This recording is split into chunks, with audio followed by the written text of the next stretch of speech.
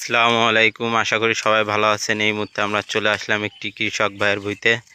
কৃষক ভাই দেখা যাচ্ছে পটলের মধ্যে কি লাগাচ্ছে।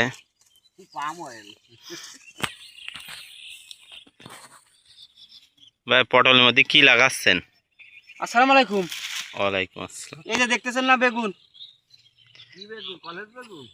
কি কি বেগুন ইস্তারা? এটা এই কালো বেগুন, কালো ওই যে লম্বা কালো চকলেট কালার। তাই পটলের মধ্যে লাগানোর কারণ কি? এই পটলের ডেট শেষ, পটল দাম কম, চাষি মরে যাচ্ছে আমরা। তাই এর মধ্যে লাগালে হবে? এর মধ্যে লাগালে রোগ বলাই কম।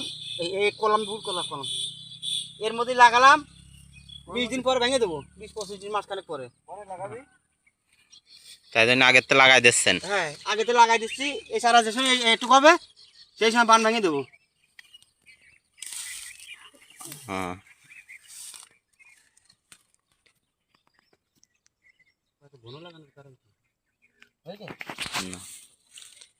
তো এই যে দেখা যাচ্ছে 1 বিঘে পর পর লাগাচ্ছেন, এত ঘন লাগাচ্ছেন।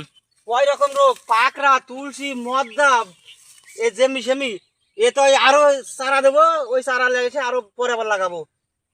রোগ বলাই বেশি না এখন, বেগুন নষ্ট হয়ে যায় সারা। নষ্ট হয়ে যাবে।